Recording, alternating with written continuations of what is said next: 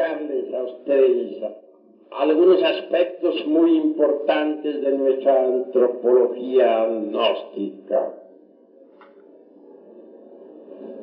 Todas estas danzas antiguas, como ya les he venido diciendo, contienen en sí mismas mensajes esotéricos crísticos profundos.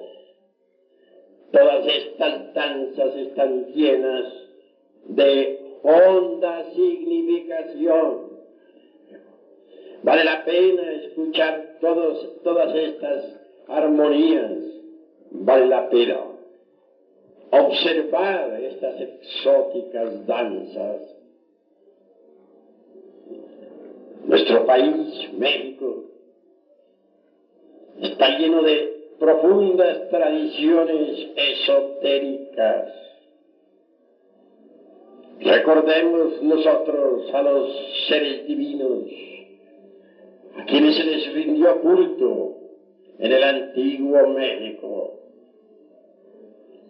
Recordemos por un instante a Tlaloc, el dios de las aguas. En el paraíso de Tlaloc, dicen las tradiciones, reina la felicidad absoluta. A muchos les parecerá como algo fantástico que en pleno siglo XX hablemos del paraíso de Tlaloc. Sucede que los supercivilizados de esta época se han olvidado plenamente de la sabiduría elemental de la naturaleza. Tlaloc es ciertamente un deva del elemento agua. Es una potencia cósmica del universo. Tiene existencia real. Indubitablemente, esta clase de dentusos cósmicos viven normalmente en la región de las causas naturales, región a la cual los científicos del átomo y de la molécula no tienen acceso. Sin embargo, los profetas de Anáhuac, en estado de éxtasis, podían penetrar en tal región y platicar cara a cara con Tlaloc. En nombre de la verdad diremos en forma enfática que el paraíso de Tlaloc existe. Bien sabemos nosotros que hay 4 regiones fundamentales. La primera la denominaríamos la región celular. Es esa región de la vida orgánica, la región tridimensional de Euclides. La segunda es el mundo mineral sumergido, que no lo pueden negar los científicos porque existe. Y las minas y el interior de la Tierra lo demuestran. Nosotros vivimos físicamente en la costra del reino geológico de la Tierra, en la costra mineral. La tercera región es el mundo molecular. Y la cuarta, el mundo electrónico. Desde un punto de vista cósmico y gnóstico, diríamos que el mundo molecular está constituido por las regiones astral y mental. Y en cuanto al mundo electrónico solar, está formado por los mundos de las causas naturales, por el mundo de la conciencia universal y por la región del espíritu puro. Así hay 4 regiones y esto es necesario comprenderlo. La región de Tlaloc es formidable, extraordinaria, maravillosa. Tlaloc vive en el mundo causal. Cuando se habla de Tlaloc, se refiere a ese mundo de las causas naturales en el cual vive. Preciosas tradiciones registradas en los códices dicen que vive rodeado de multitud de hermosos niños y que cuando un rayo cae es porque algún cántaro o simplemente vasija se ha quebrado, se ha roto. Claro, esto es simbólico y en modo alguno deberíamos tomarlo literalmente. Se dice también que Tlaloc tenía a su esposa. Se refiere a la valquiria, se refiere al alma espiritual que es femenina. Viene dicho en muchas de mis obras que el íntimo, es decir, nuestro ser, tiene 2 almas. La una es el alma espiritual, la otra es el alma humana.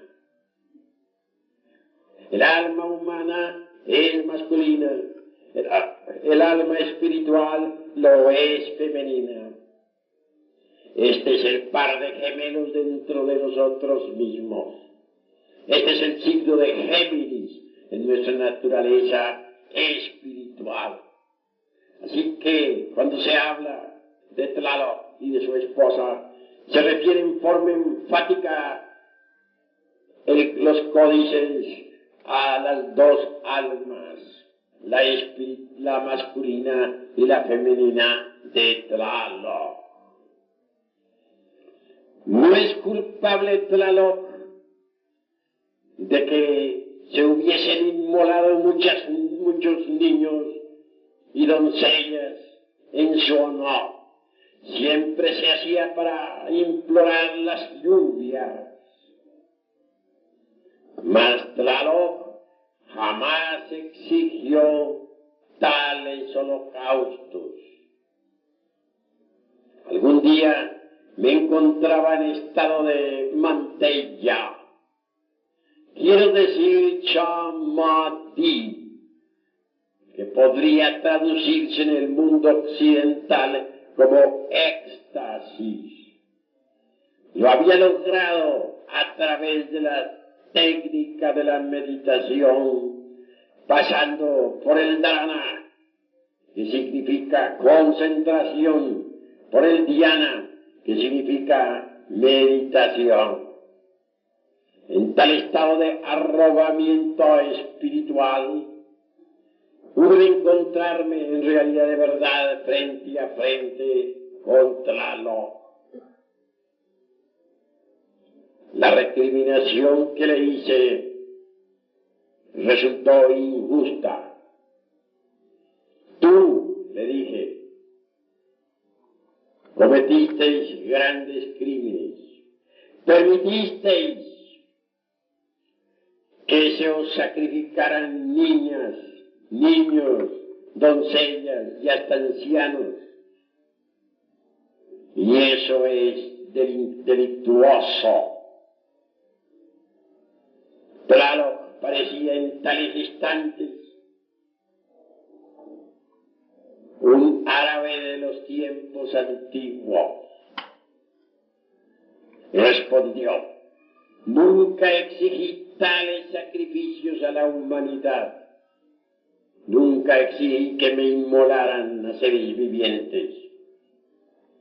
Eso fue cosa de los habitantes del mundo físico, porque yo nunca exijo tales sacrificios humanos. Sin embargo, yo volveré en la nueva era del Aquarius. Así dijo Tlaloc, y entendí. Ese gran ser que ahora vive en el mundo de las causas naturales, se reencarnará en la futura edad de oro, en pleno esplendor de Acuarios. Tomará cuerpo físico y ayudará a la sexta raza durante su edad de oro. Sí, mis queridos hermanos, se trata de un gran ser que habrá de volver al mundo físico. Hablando del sentido meramente cristiano, diríamos que se trata de un ángel y volverá, así lo dijo, mediante el Chamadí, en el cual eran expertos los antiguos sacerdotes del Maya, como los profetas de Anáhuac, o los místicos toltecas, artistas de renombre, etc., podían penetrar mediante la profunda oración y meditación en esa región maravillosa donde vive Tlaloc. También se afirmaba que aquellos difuntos que eran sacrificados o aquellos que morían ahogados podían penetrar en el paraíso de Tlaloc. Así se ha dicho. En el mundo oriental se habla también de reinos, cuáles son el de los cabellos largos, o el de la gran concentración, o el de Maitreya, etc.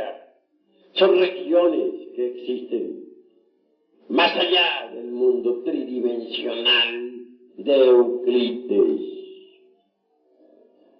¿Y qué diremos nosotros de todos esos danzantes que también sabían atraer los beneficios del dios de la lluvia? ¿Ya han contemplado ustedes a estos niños? ¿Se han gozado ustedes con su representación? Esas danzas, cual las que estos niños han representado ante ustedes, tenían por objeto, entre otras cosas, atraer las aguas para que fertilizaran a la tierra y germinaran las simientes de toda especie. En otros lugares de América se conocieron danzas similares. En Teotihuacán se celebraban ciertos cultos en la pirámide de la luna con el propósito de atraer las lluvias, y nunca se dejaba de impetrar el auxilio de Tlaloc, el dios benéfico de las lluvias. Es interesante saber que los nativos de Teotihuacán, reunidos en la pirámide de la luna y colocados en la forma en que se encuentran normalmente los sapos y las ranas, imitaran en forma tan maravillosa el cloaca de esas criaturas, y lo hacían con el propósito de hacer llover, y llovía, mas no olvidaban nunca a Tlaloc. También los mayas practicaron ritos semejantes, y como quiera que ellos llegaron no solamente hasta Costa Rica y Panamá, sino también hasta la costa del Caribe en Sudamérica. Aún se conservan tradiciones entre los arhuacos de la Sierra Nevada, quienes practican todavía tales ritos y logran atraer las lluvias. Estos sistemas, estos métodos son extraños para la edad de hierro, para esta negra edad en que nos encontramos. Ya las gentes se volvieron terriblemente groseras y materialistas. Ahora se burlan de todas estas maravillas de la naturaleza y del cosmos. Ya no se ven en las plazas públicas las danzas de los niños, danzas como las que ahora hemos visto. Ya no danzan en Turquía, por ejemplo, los derviches en las plazas públicas. Ni siquiera el uso del fez les es permitido. Todas las bellezas de una humanidad inocente y pura se han perdido. Las viejas pirámides de Egipto han quedado abandonadas. Los supercivilizados de Inglaterra y Francia se burlan de los antiguos monolitos. Me viene a la memoria en estos momentos aquella frase que el sacerdote de Sais dijera a Solón: Solón, Solón, ay, hijo mío, día llegará en que los hombres se reirán de nuestros sagrados jeroglíficos y dirán que nosotros los antiguos adorábamos ídolos. En realidad, de verdad, con el Kali Yuga se perdió completamente la inocencia y de la belleza del espíritu. Ya no se recuerda sino las pirámides que como cadáveres han quedado entre las arenas sombrías del desierto. Ya no resplandecen las danzas de Leusis. Las sacerdotisas de aquellos tiempos han desaparecido entre las tinieblas del tiempo y ni siquiera llegan a los profanos oídos los sonidos de sus flautas maravillosas. El encanto de los druidas tan solo ha quedado como una figura que se desliza entre los cipreses del tiempo. Ya no se ven aquellas sacerdotisas druidesas ceñidas con sus coronas de laurel en la vieja Europa. Las danzas de los vikings entre la tierra de los autóctonos o en la península de Escandinavia han desaparecido y solo recuerdos muy lejanos contienen el folclore y la leyenda mística. Y por el sur de América ya no se escuchan las flautas de los templos incaicos.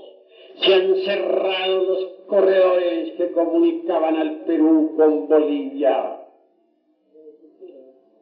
Los templos están desiertos. Las pirámides se han cubierto de hierba. No se ven por aquí o por allá los sacerdotes del fuego, los incas, esos reyes majestuosos. Brillan ahora por su ausencia.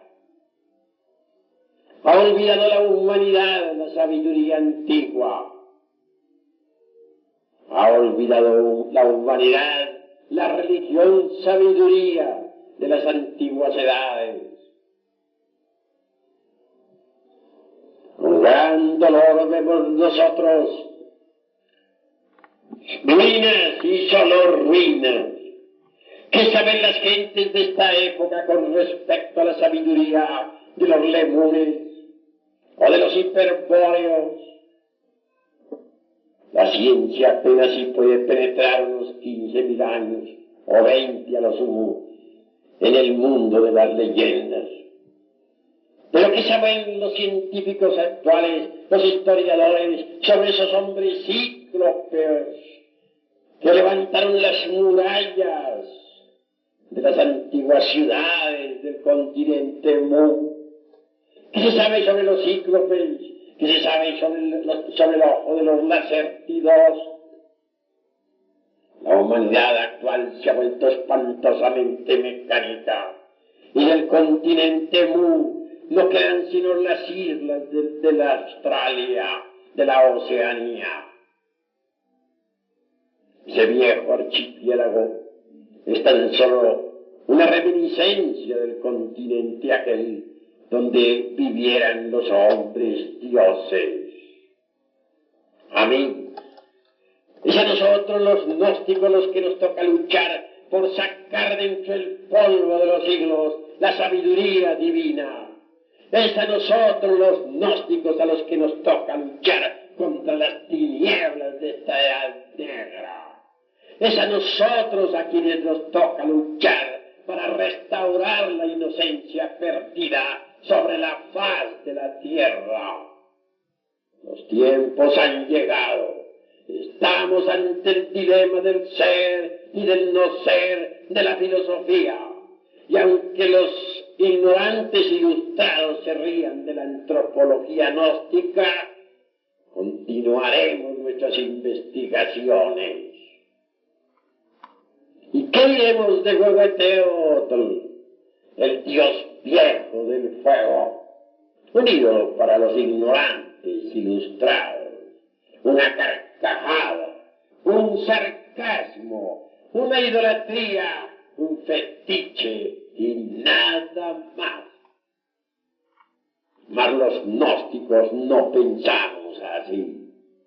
Huehueteotl es el fuego universal que arde en esta creación. Recordemos que el Cordero de Dios que borra los pecados del mundo es el fuego. Sobre la cruz del mártir del Calvario está explicado el sentido del Cristo. Muchos volúmenes inmensos se han escrito para explicar al Cristo. Mas en verdad, con solo 4 letras está explicado. Y esas 4 letras están escritas sobre la cruz del Gólgota. INRI, ignis natura renovatur integram. El fuego renueva incesantemente la naturaleza. Cristo es el fuego que arde en esta creación. No debemos olvidar que el Cristo está crucificado en la tierra. El fuego del fuego es el Cristo. A nosotros nos interesa la llama de la llama, lo oculto de lo oculto, la asignatura astral del elemento ígneo. A nosotros nos interesa Huehueteotl, el dios viejo del fuego, el cordero que borra las faltas del mundo. Así que el Cristo cósmico nunca ha sido otra cosa más que el fuego. Hermanos, les he invitado a la reflexión, les he invitado al estudio esotérico de todos estos esplendores crísticos, gnósticos y antropológicos. El fuego es la vida. En realidad, de verdad, existimos con el advenimiento del fuego. Dejamos de existir cuando el fuego abandona la forma. Antes de que la falsa aurora apareciera sobre la tierra, aquellos que sobrevivieron al huracán y a la tormenta alabaron al fuego y a ellos se les aparecieron los heraldos de la aurora. El Cordero con la cruz sostenida sobre una de sus patas, nos invita a la reflexión. La cruz es completamente fálica y iónica. Bien sabemos nosotros que el falus vertical, al introducirse dentro del ionis formal, hace cruz. La cruz, pues, es el elemento básico para el desarrollo del fuego sagrado en la espina dorsal del asceta gnóstico. Representar el fuego como un cordero parecería como antitético, como incongruente. Pero es que el Cordero de Dios es Cristo. Es el Cordero que se sacrifica por la humanidad. Es el fuego crucificado en la tierra. El fuego que debe arder en cada uno de nosotros mediante el esoterismo crístico. Amigos, al entrar nosotros en este análisis superlativo de algunos aspectos de la antropología gnóstica, no debemos olvidar también al elemento aire. Jamás deberíamos olvidar a Ejecatl, el dios del viento, el dios del movimiento cósmico. Ejecatl es un gran maestro, un ángel, es el señor del movimiento. Obviamente la ciencia del movimiento es profunda, terrible. Uno puede pasar años y años y años estudiando tal ciencia y no llegaría jamás a un límite. El movimiento cósmico está lleno de muchos misterios. Ejecatl, el dios del viento, es precisamente especialista en el movimiento cósmico. Más allá de todo esto hallamos nosotros precisamente a la madre del mundo. Ante ella tiemblan todos los elementales del elemento mineral, del elemento tierra. Así, queridos hermanos que hoy me escuchan, en el México antiguo se rindió culto a los dioses elementales de la naturaleza y del cosmos, con las danzas sagradas, con los ritos, con la oración, con la meditación, se invocaban los dioses del fuego, de los aires, de las aguas y de la tierra. Mas en el fondo de todos los misterios nunca dejaba de brillar la figura hierática y terrible de nuestro Señor Quetzalcóatl. Este Quetzalcóatl se pierde en la noche de los siglos.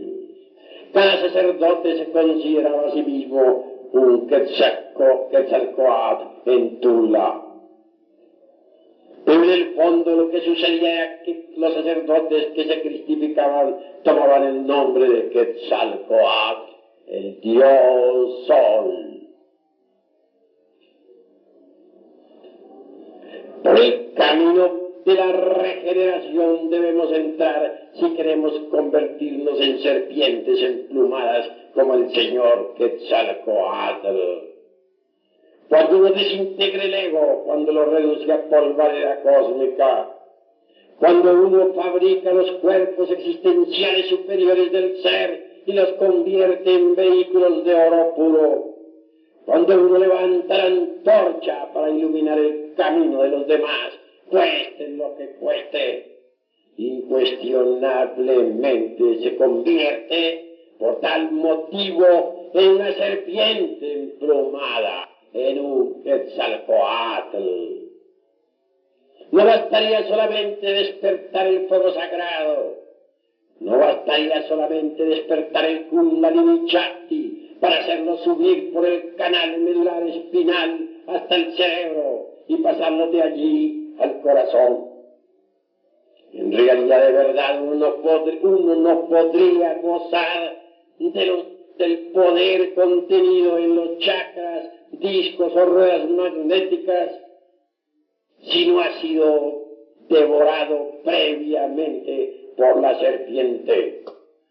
Ahora debemos explicarnos aquellas palabras del Chilam Balam de Chumalquiel. Es necesario ser devorados por la serpiente. Es urgente convertirnos en serpientes. En el Popol Vuh se cita el caso de Botán, dispense. Este Botán era un dios del antiguo México. Este Botán también es citado en Escandinavia entre los nórdicos. Y dijo: yo pude penetrar por el orificio que con este Botán era un dios del antiguo México. Este Botán también es citado en Escandinavia entre los nórdicos. Y dijo: yo pude penetrar por el orificio que conduce al interior de la tierra. Yo pude penetrar por ese camino lleno de serpientes, porque yo soy también una serpiente. Todo aquel que ha sido devorado por la serpiente se convierte en serpiente. Y Botán fue devorado por la serpiente. Los druidas en estado de éxtasis gritaban: soy una serpiente. Los egipcios también clamaban levantando sus brazos desde la cima de sus pirámides, mirando al desierto: soy una serpiente. El conde San Germán alguna vez dejó olvidada una nota sobre la mesa de un palacio. Decía: hace muchos miles de años estoy establecido en Isis. Y es que el conde San Germán era una serpiente. La sabiduría del antiguo México es eminentemente serpentina. En el México arcaico se rindió culto a la serpiente. Así, queridos hermanos gnósticos que hoy están presentes, os invito al despertar de la serpiente. Y más aún, deseo que cada uno de vosotros se convierta en serpiente. Mucho más tarde en el tiempo, la serpiente es devorada por el águila, el lobo. Ese símbolo de nuestra bandera mexicana, el águila tragándose a la serpiente, es profundamente significativo. Cuando alguien ha sido devorado por la serpiente, se convierte en serpiente. Pero el águila, a su vez, el logos, se devora a la serpiente, y entonces deviene la serpiente emplumada, Quetzalcóatl. He dicho: paz y diferencia. Inevitablemente el sexo es el fundamento de toda creación. Sin el sexo, la transformación social de la humanidad se hace algo más que imposible. Freud, en su psicoanálisis, da a entender que todos los aspectos psicológicos de la vida tienen sus raíces en el sexo. Incuestionablemente, Sigmund Freud logró avances extraordinarios en ese sentido. En el sexo está la mayor fuerza que puede liberar o esclavizar al ser humano. Por eso es que el estudio de la sexología trascendental es siempre urgente, inaplazable, impostergable. El sexo en sí mismo es el fundamento de todas nuestras actividades biopsíquicas. El sexo es la fuerza más extraordinaria del universo. La energía sexual es imponderable, que viene originalmente del sol, bulle y palpita en todo lo que es, en todo lo que ha sido, en todo lo que será. Se halla latente en todo átomo, dentro del interior de cualquier ion o electrón y en la más infinita partícula atómica. La energía sexual hace posible la existencia del universo. Sin esa energía, el universo no existiría. Así que cuando uno atiende los problemas sexuales, de hecho atiende los problemas del universo interior de cada uno de nosotros en su psiquis lleva. Yo también decía a todas las damas aquí presentes que solo mediante el trabajo en la forja de los cíclopes es posible la desintegración radical de nuestros propios defectos de tipo psicológico. Los distintos psicólogos y parapsicólogos del mundo entero, los psicoanalistas, los secuaces de la escuela de Sigmund Freud, piensan que es posible hacer cambios en la psiquis sin contar con el problema sexual. Inevitablemente el problema sexual es básico. No es posible cambios psíquicos de ningún tipo si no se logra primero cambios en el aspecto del tipo sexual.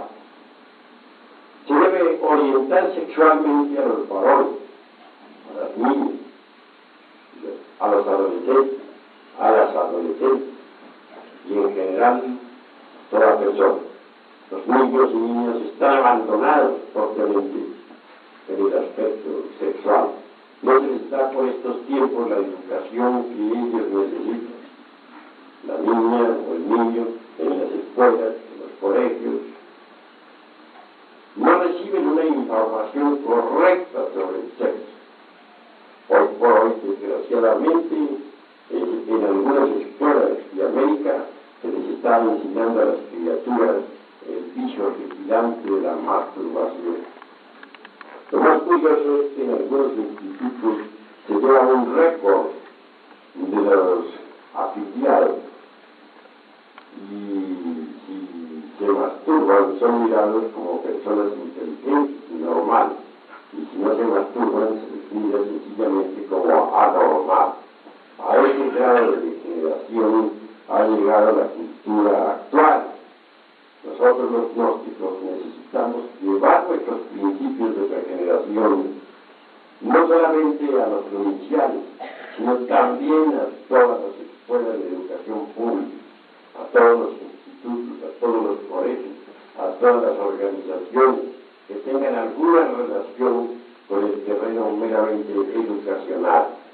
Así, en esa forma, trabajamos por un mundo mejor. Con dolor profundo vemos cómo muchos niños y niñas desde la infancia se orientan en la escuela por el camino de la masturbación o por el camino del homosexualismo y del lesbianismo. Parece increíble, pero hay actualmente escuelas de niñas, de señoritas, donde el lesbianismo está de moda en una forma tremenda, y eso es horripilante. Hay escuelas para varones donde el homosexualismo es el plato de cada momento. Por todas estas causas y motivos, conviene que trabajemos, que laboremos entre la humanidad, tratando de regenerar a esta especie degenerada, tratando de llevar el conocimiento a los que viven en la ignorancia. Aquí se ha hecho una hermosa labor. Se ha estudiado detalladamente todas estas cuestiones relacionadas con la problemática sexual. Y por ende, puedo decirles a ustedes que el trabajo ha sido fecundo y creador. Deben, pues, las damas gnósticas que han asistido a estos trabajos, laborar pacientemente en sus respectivos países, tratar de llevar estos conocimientos a la humanidad, laborar con infinita paciencia en favor del prójimo. Solo el amor y el sacrificio puede hacer de esta tierra un mundo mejor. Sí, mis estimados hermanas gnósticas, y al conocer estas conclusiones no puedo menos que sentir infinita admiración y veneración por esta honorable concurrencia. Aguardo que todas ustedes, pues, permanezcan firmes en el real camino, que tengan continuidad de propósito en este sentido, que logren en verdad conservar este ideal para trabajar incesantemente en favor de la humanidad. Ojalá al salir pues de este congreso no cambien de concepto, no cambien de parecer, no olviden sus originales ideas y propósitos.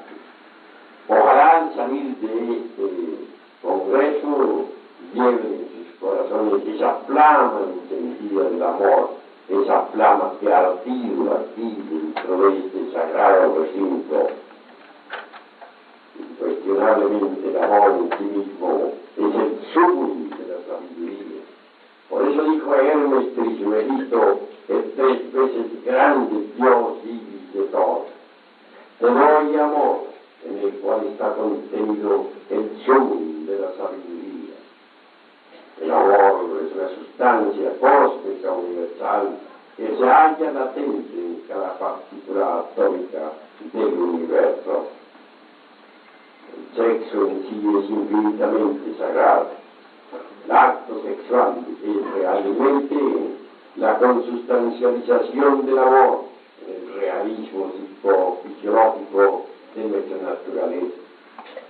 El Sahamantura, el tantrismo, es precisamente el sacramento de la Iglesia de Roma, es decir, de la Iglesia del amor, porque Roma a la inversa leído significa amor. Hay tres fuerzas primarias en la naturaleza y en el cosmos. La primera es el santo afirmar, la segunda el santo negar, la tercera el santo conciliar. La primera es el Padre, la segunda el Hijo, la tercera el Espíritu Santo. La primera es, en realidad, la fuerza positiva, la segunda la fuerza negativa, la tercera la fuerza neutral. El hombre representa la fuerza positiva, la mujer la fuerza negativa, el Espíritu Santo es la fuerza neutral. Una sola fuerza no puede crear. Por ello es que el pranayama, por ejemplo, no podía crear los cuerpos existenciales superiores del ser.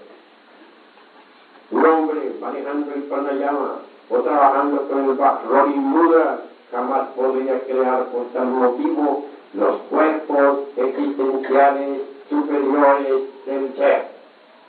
Con una sola fuerza no podría crear. Una mujer usando el Vajrayana Mudra tampoco podría, con una sola fuerza, con la negativa, crear los cuerpos existenciales superiores del ser.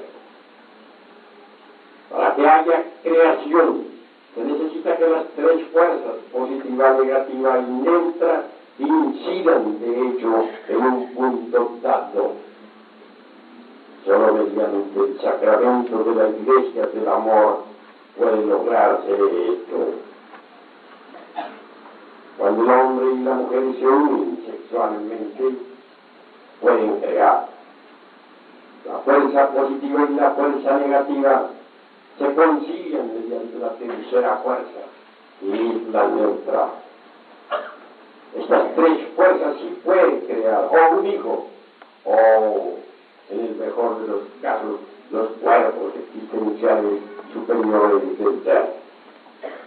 Así que, transmutando realmente la libido sexual citada por San Agustín, se pueden crear los cuerpos existenciales superiores del ser.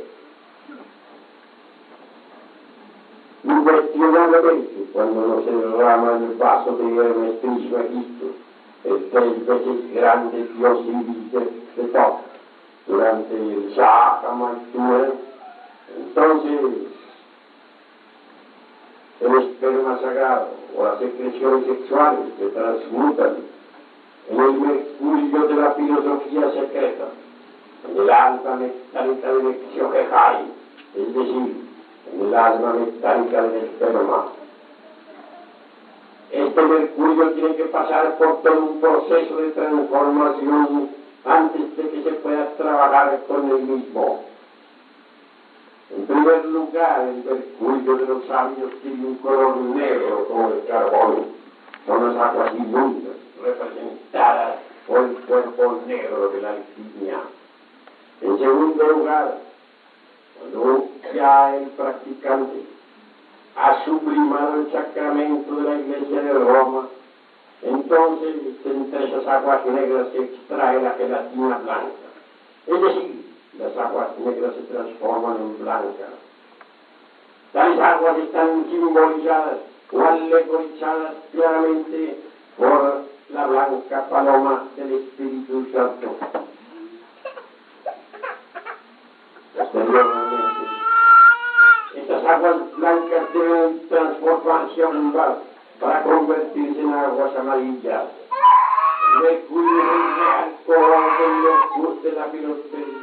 mercurio tiene su real color, es el amarillo. Al llegar a estas alturas sucede que hay un símbolo.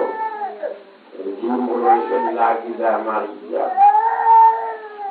Al llegar a estas alturas el mercurio está listo para recibir al azufre, es decir, al fuego. Cuando el azufre es liberado de sus prisiones, hace fecundo al mercurio. Mas antes hay que preparar el mercurio a través de muchas sumas, restas, multiplicaciones y divisiones de distintos elementos y subelementos atómicos y subatómicos. Conforme los esposos, hombres y mujeres, refinan el acto sexual, conforme hacen más y más sublime el sacramento de la Iglesia de Roma, el mercurio pasa por todas estas operaciones alquímicas y aritméticas. Al fin un día se prepara para recibir el azufre. El azufre rojo resplandece dentro del mercurio. La sal tampoco puede ser olvidada y está presente en todas las secreciones del organismo humano, máxime en las secreciones sexuales. Así pues que también la sal pasa por sus correspondientes sublimaciones. Sal, azufre y mercurio mezclados ascienden por último en la forma de serpiente por la espina dorsal de la seta gnóstico.